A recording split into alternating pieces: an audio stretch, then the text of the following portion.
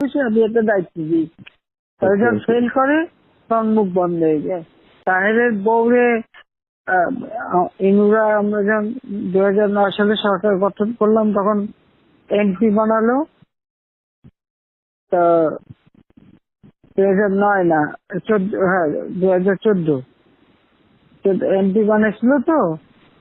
আমার কাছে একদিন তাহের ডিসপিউট ছিল তো আমার কাছে একদিন আসতে তাহেরকে একটা রাষ্ট্রীয় মর্যাদা সম্মান।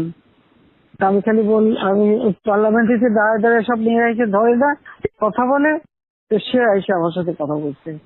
আমি খালি বললাম, শোনে আপনি এমপি হচ্ছেন ঠিক আছে, কিন্তু আমি তো ভুলে যাই কিভাবে যে আমার বাপের হত্যার সাথে আপনার স্বামী জড়িত, আমার পুরো পরিবারের সাথে, এবং জিয়া রহমান নিয়ে ক্ষমতায় বসাচ্ছে। হ্যাঁ, জিয়া তারে ফাঁসি দিতে। তো তাকে আমার হাত থেকে তাকে আমার হাত দিয়ে আমি কি করে সম্মান দিই? একেবারে চুপ হয়ে আসতে চলে গেল, আর কোনোদিন আমার সঙ্গে কথা বলতে আসেনি।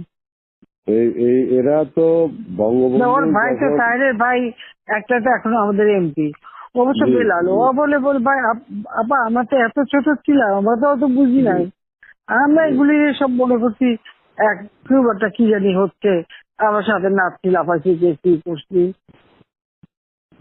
আর একটা ভাই প্রফেসর আনোয়ার বেশি বড় বড় কথা কয়, সবকিছু সব ঠিক করে ফেলে, খালি ফর্মুলা দেয়। পাঠান যে জাহাঙ্গীরনগর ইউনিভার্সিটিতে বিসিগিরি করছে, যাইয়ে শিখতে তো পারলো না, বাইরে আসলো। আর তারপরে আর জীবনে ফর্মুলা কয় না। আমার কাজের আবার একটু ধারা আছে, যে যা কয় একটু বেশি বেশি আমি একটা দায়িত্ব দিই। তারা যখন ফেল করে তখন মুখ বন্ধ হয়ে যায়।